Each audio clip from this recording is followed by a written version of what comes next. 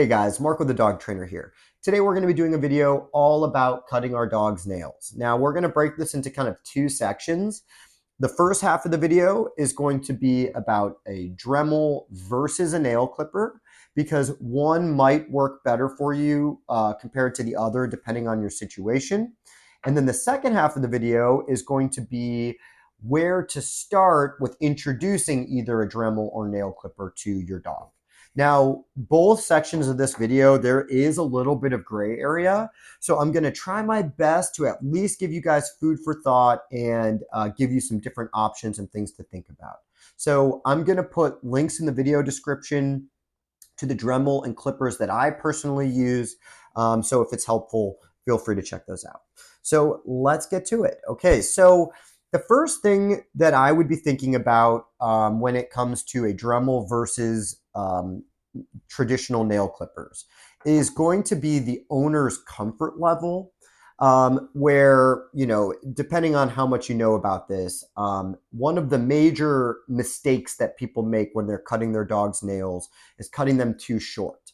And that can lead to like a little bit of bleeding and obviously discomfort and pain. So if you don't know what you're doing or you're really nervous about accidentally cutting your dog's nails too short, some dogs have got like black opaque nails that you can't see how short is too short. Some dogs have clear nails that you can really see exactly what portion needs to be cut. So if you are nervous or on the fence and you don't want to take any chances of cutting them too short, the Dremel is probably going to be a little safer.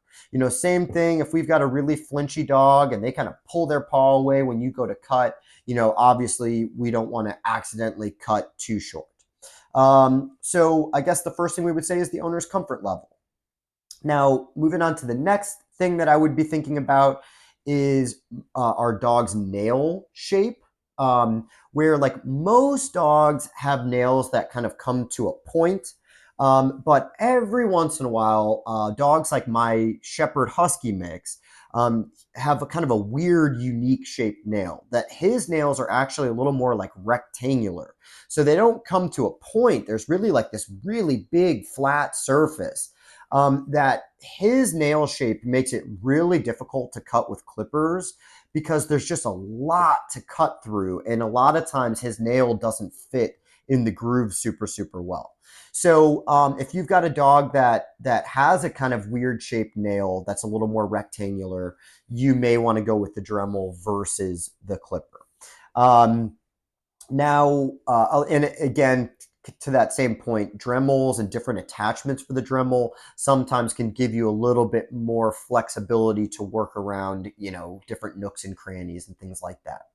Now, the next area that I would think about is going to be probably the most gray area out of all these different topics is going to be our dog sensitivity. That this is something that for me, when I'm working with dogs, trying to teach them, get them used to their nails being cut, there's more of like a feel that I have to it, but I'm trying to articulate it the best that I can for you. Okay, so with a Dremel, we have to get our dogs used to a couple different things. So if you have a dog that is like one of mine that doesn't like vacuums, power tools, blow dryers, you know, and there's a sliding scale of how sensitive dogs can be to that kind of stuff. But my one dog, with my personal experience, he doesn't even like my toothbrush, that he can hear it when it's activated to vibrate.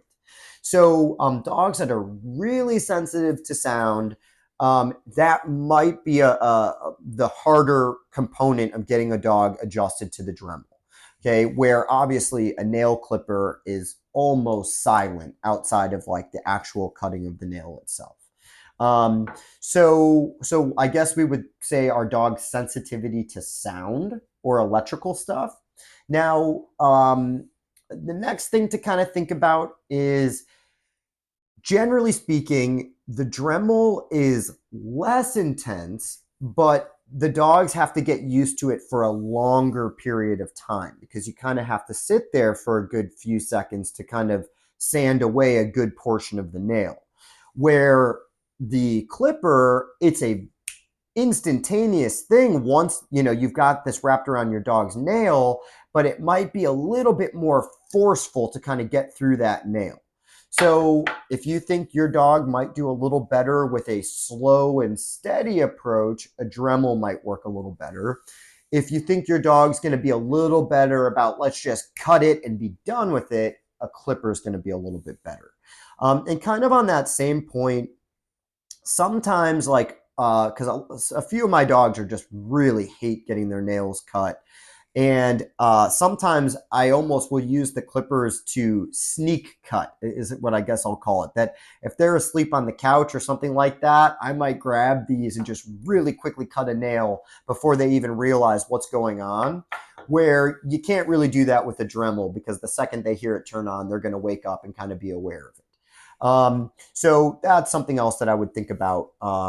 Now, is there anything else? Now, as our dog gets adjusted to the Dremel, the learning curve, I would say on average, is probably going to be a little bit more successful with the Dremel for non-dog trainers.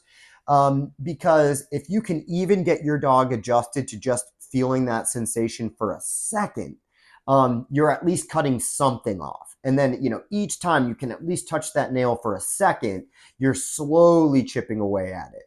Where the clippers themselves, unless you're actually clipping, you're not getting anything done.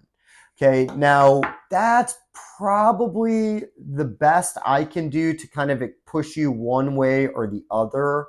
Now, what we're going to do is in the second half of the video, I'm going to talk a little bit more about how to introduce this stuff to our dogs. And I'm going to try to record some footage of me doing this with my dogs to kind of show you guys in real time what that would look like. So let's take a look at that. Okay, guys, before we actually get into some footage of me showing you how to introduce this kind of stuff to our dogs, there's a couple main points I want to talk through first. Okay, so the first thing is going to be anytime we're trying to introduce our dog to something they're afraid of or intimidated of, we always want to start slow and easy, like the absolute easiest version of the concept possible. In some cases, that might even mean you're not even actually cutting your dog's nails. You're just getting them used to some part of the process. It's much better to move slow and steady over time without overdoing it than it is to try to get too much done at once. Where, most desensitizing type things, it's a long game. It's not something that just happens overnight. Where if we force it and we make our sessions too long and our dogs are stressed, they're going to remember that the next time that we try to cut their nails. So it's almost like we're trying to do these little quick ones frequently before our dog gets super, super stressed out. So that way we're kind of ending on a good note each time that we do it. Now, again, similar to that point is that if we get a little impatient and we're trying to cut too many nails at once, or we're cutting them too short, and now we've cut our dogs quick, or they're injured now, well, obviously that's going to imprint on them, and they're going to remember that the next time that we come to do this. So we don't want to give our dog any extra reason to be afraid of this process. So the best advice I can give you is very slow, easy, and steady over the long haul. Okay, now, in a similar topic, the next thing we'll talk about is repetition, is that it's better to do like one nail a day than it is to do 10 at once, because if you're doing this daily, that's going to speed up your dog's understanding so they can kind of wrap their head around this. So repetition always works in our favor. As opposed to waiting 6 months and we're going to the vet and now we're getting all 10 of our nails cut. It's this huge traumatic experience. Okay, now similar to that note, talking about the vet, is that normally if I'm teaching my owners how to cut their dog's nails and help their dogs feel more comfortable with it, I usually tell them for the most part to stop taking their dog to the vet to get their nails cut.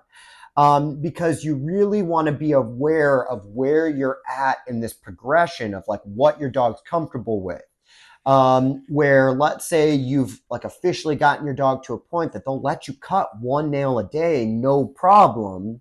Well, now we go to the vet, maybe that first nail is fine, but the other 9 are a nightmare. Well, now that's kind of undoing all this progress that you've just made. Some vets are better about it than others, where some of them are actively trying to help dogs get better at the process, where other vets are just trying to get these dogs' nails cut and out of here so we can get the next dog in. So that's just something to be aware of, because obviously continuity in this process is going to help make things a little more predictable for our dogs. And then the last thing we'll talk about is, I guess I would break this nail cutting process into like 3 separate techniques.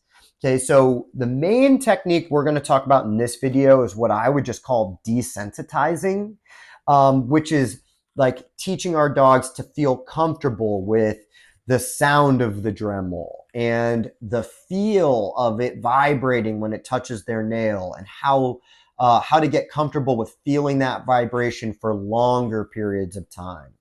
And maybe for the clipper, it might be getting our dog used to the sensation of this getting wrapped around their nail, or even just touching their paw, or the sensation of this clipping when we actually go to cut the nail. So that is desensitizing. Okay, now the second kind of technique that people use is what I would just call distraction, that they're using like a frozen treat, a chew toy, a bone, a lick mat with peanut butter, that their dog is basically distracted by something while they're trying to cut their dog's nails. And then the third technique, I guess I would kind of call submission, maybe. I don't have a lot of experience with this last one, but I've seen it, is that there's almost like these like harness hammock type things that hang from the ceiling, or like a door frame. They're mainly for smaller dogs, at least the ones that I've seen, that the dog's legs kind of go through this harness and they just kind of hang from a harness. And the idea being that the dog is submissive because they're not used to just floating in air like that it makes it hard for them to fight you. So that way you can kind of cut their nails because they're just kind of stuck there almost in shock. Now, again, I've never actually tried that. I've just seen that that's an option. I don't really do a lot of the distraction-based stuff either. I mean, the closest that I'll get to that is if my dogs are asleep on the couch, I might sneak over there with the clipper and cut one nail, and they just kind of wake up before they even realize that I already did it. That's probably the closest I get to distraction. But like I said, the bulk of this video is going to actually be teaching you how to slowly and incrementally get your dog accustomed to the feeling of getting their nails cut. Okay, so having said all that, why don't we take a deeper dive into how to introduce the Dremel and how to introduce the nail clippers. Okay, guys, so we are going to start with our setup. Okay, so I usually recommend that the dogs are wearing some type of leash and collar. This just makes it a little easier to rein them in if they're trying to get away from us. If your dog has some training under their belt, it can be helpful to use a downstay, place, or spot command. Some dogs you may have to start with them standing, but as they get better, you'll usually find it beneficial to incorporate downstay in some way, shape, or form. Now, this is Cosmo, my personal dog. I just want you guys to understand that he's already a few weeks into this process, so it didn't start out like this. It was much more dramatic and fearful, so don't expect things to look like this the first time that you practice. And then the last thing I'll say is that whatever step you get to, anytime you're coming back to practice again, you're always going to start back at step 1. And in the beginning, step 1, 2, and 3 might take a very long time to get through. But eventually, as you start working more on step 5 and 6 and all that kind of stuff, you will move through the earlier steps much faster. So always start back at step 1. Okay, so let's move on to step 1. Step 1 is what we're going to call introduce the tool. Like I said earlier in this video, we always want to start as easy as possible. So the Dremel should be turned off and the clipper should be closed so they're not making any extra noise. Now, for this step, a lot of times I'm not even really going to touch them with it. I'm just letting them investigate it so they can kind of relax a little bit. So they might want to sniff it, lick it. Sometimes they just want to watch it. I usually will like move the tool around.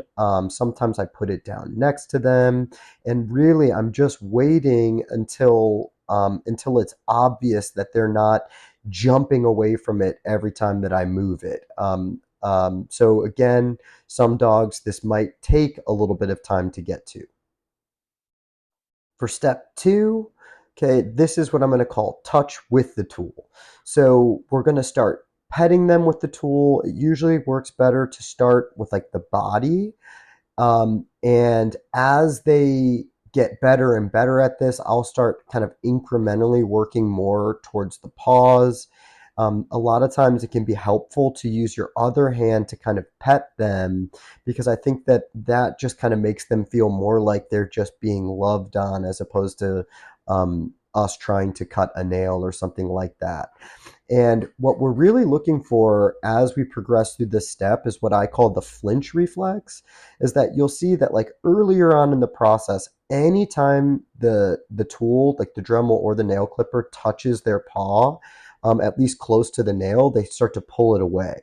But if you really take your time with this step, 10, 15 minutes possibly, you'll see that eventually they're not really watching you so closely anymore. And anytime you touch their nail, they're not really just pulling their paw away. So you really, really, really want to make sure you are waiting until it's obvious that they are not super concerned about what you're doing before you move on to the next step. Now, moving on to step 3, this is probably not going to be applicable for the nail clippers, but it will be for the Dremel. We want to introduce the tool turned on. So this is basically just like step 1. This time the tool is just turned on. So again, we want to start as easy as possible. So if your Dremel has multiple intensity settings, you want to start at the lowest setting. And for some dogs, you might have to start 5 feet away from them, as opposed to right next to them. And that's how I started with Cosmo a couple weeks ago. But now we're at a point that I can just kind of start it while I'm sitting next to him. As the dogs start to relax and let their guard down, you can move it closer. Now again, you can let them sniff it, investigate it, check it out, watch. Sometimes again, I move it around or I'll put it down next to them. And again, really, really, really take your time. Wait for them to let their guard down before moving forward, because again, moving too quickly does more harm than good. Okay, moving on to step 4. Again, this is probably not going to be applicable for the nail clippers. Is that now we want to redo step 2 just with the tool turned on. So again, we're going to start petting their body. My other hand is usually petting them at the same time. And just like before, you can slowly work closer and closer to, focusing more and more on the paws. Now moving on to step 5. Okay, now we have to make contact with the nail. So we'll start by talking about the Dremel. Okay, so with the Dremel, a lot of times I'm just going to start by like touching their nail with the side that does not grind, because that's just getting them used to feeling the nail vibrate. Now, some dogs, I might hang on to their paw while I'm doing this. Some dogs, I might just kind of let their paw dangle and just kind of touch it with the Dremel. Now, the goal here is that we want to make very, very brief contact with the grinder. Like just enough to say you touched the tip of the nail while it was turned on, and cut something off. Okay, now after we make that brief contact, you are going to praise them like it is the best thing they have ever, ever, ever done. Now, some dogs, you might just stop there because they might be so freaked out that if you continue, they're just going to get overly stressed out. And then again, you would just practice daily working up to this step until you felt like they're comfortable enough to repeat that step. Now, for other dogs, I might make brief contact with the nail, give them a huge reward, and then just repeat. Make another brief contact with the same nail, reward. And I might do that a handful of times in the exercise before I wrap up. Again, a little bit of gray area here. We just don't want to overdo it. We're really trying to end this workout before they are stressed. Now, step 5 for the nail clipper as opposed to the Dremel is, again, I'm going to start getting the actual clippers like to focus on the nail itself that I'm trying to cut. So again, now I'm just kind of scraping the nail with the clipper. I'm not even wrapping it or anything. I'm just waiting until I can really, really touch that nail and mess with it with the clippers until, again, they stop pulling their paw away. Now, once that flinch reflex is gone, then I'm going to try to wrap the clipper around the very, very tip of the nail. Like, we are literally trying to cut off just enough to say that we cut something, because if you are trying to cut too big of a piece off, sometimes that can just be a little too intense to start. And now again, just like with the Dremel, once you cut a little piece off, you're going to praise like it's the best thing you've ever done, or the dog's ever done, and then that's really it for the workout. And the goal is that you're trying to work up to cutting one nail a day. And if you do that over and over and over again, eventually the dogs will start to relax and it gets faster. Now, moving on to step 6, I'm just going to say increase the duration. So for the Dremel, that might mean now, instead of doing like a brief contact where you're just touching and pulling away, now maybe you're actually trying to hold it down for a little bit and actually grind a good bit of that nail before you wrap up. And for the nail clipper, now maybe we're working up to actually cutting off like a good chunk of that nail.